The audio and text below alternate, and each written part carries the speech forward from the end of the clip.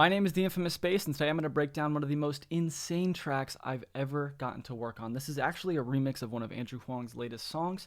After this video, I'm going to send this over to Andrew, and hopefully he'll like it, and I'll have the chance to get featured in the next 4 Producers video. But until then, I'm going to break down this beat for you guys, and I'm really proud of how it turned out, and so I'm going to walk you through how I made it.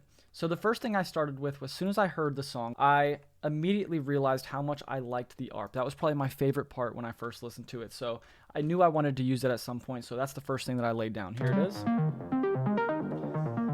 And so when I heard that, I needed a bass line. So I added this bass line. And it just keeps going up. The bass just keeps going up. It doesn't go down. So I realized this is the perfect opportunity to create a build and a good intro. So when I had that down, I actually listened for what the chords were of the original song, and I laid those down, but just in a different rhythm.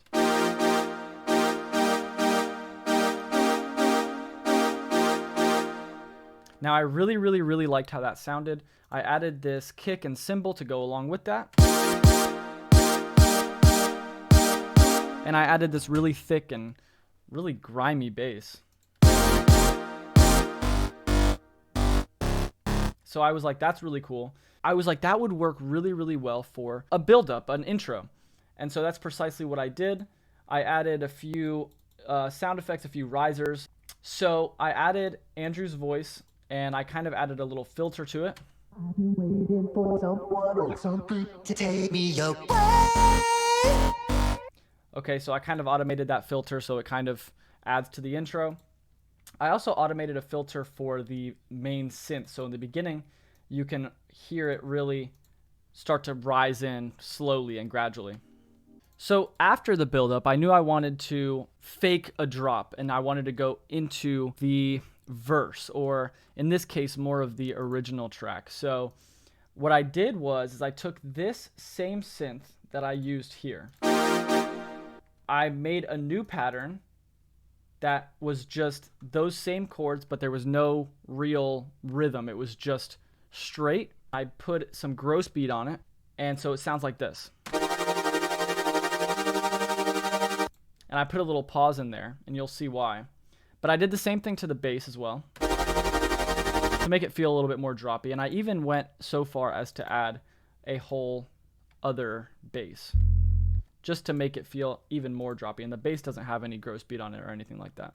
And I added this reverse cymbal to lead into just the original drums, bass, and piano, or synth chords in this case. And I said, okay, that works really well as an intro, but now I need to go into another build so I can do kind of my own drop, and that's precisely what I did. So I took the part of the song that I like the most, which in the original song is more of a breakdown, but I heard it more in the context of a build in terms of my song. So I took the original bass and vocals. I added this spooky tambourine sound, is how it's labeled. Then I added these drums and percussion.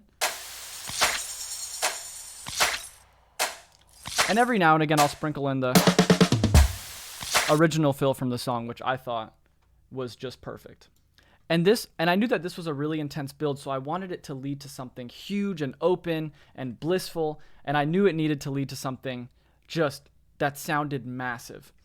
So I created this, but I was like, that's too easy. I wanted it to be another fake drop, but I didn't want to fake it completely. I wanted to go back to this, but I wanted there to be kind of an intermission. And so what I did was I actually brought the drums back in, and I took the same original rhythm of the synth chords, but I replaced it with these super gross and disgusting distorted sounds.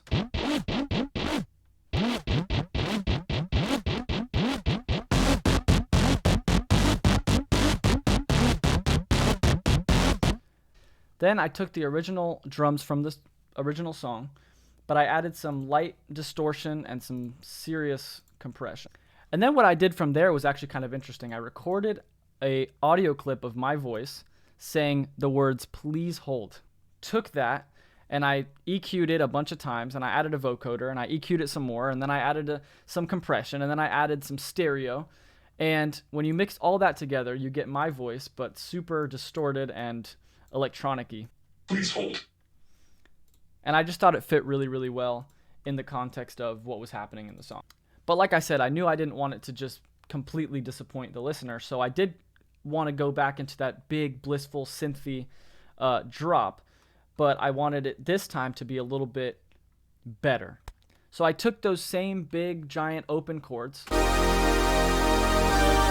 and I added some of the drums from the original song on top of that.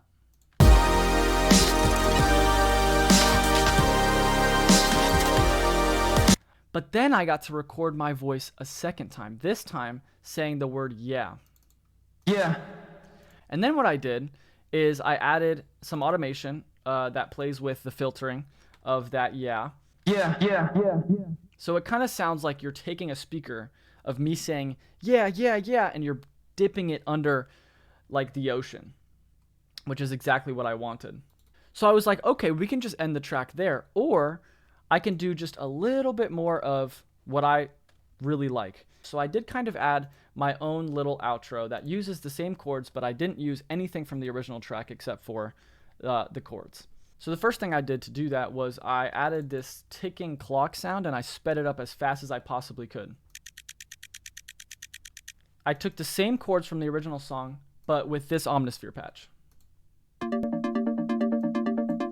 So I was like, that's really cool. I added some bass to it.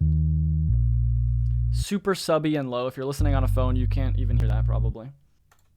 So now let's listen to the whole track and see how it turned out.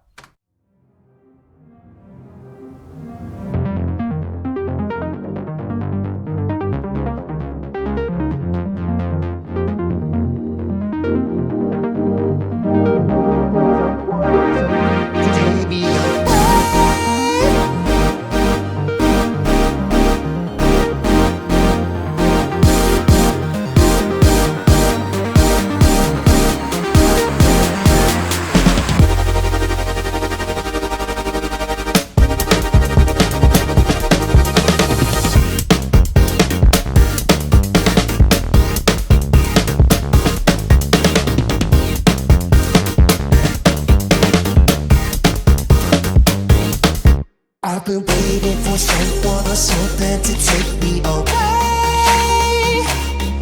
I've been waiting for someone or something to take me away.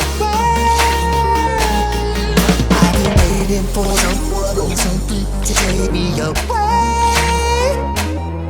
I've been waiting for someone or something to take me away.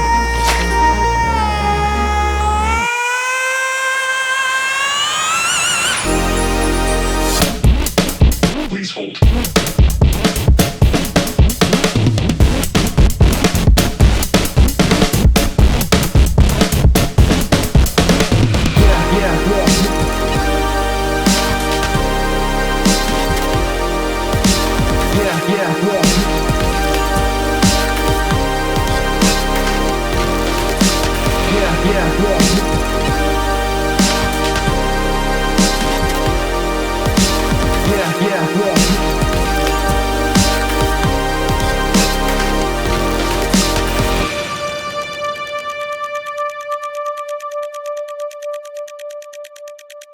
Yeah.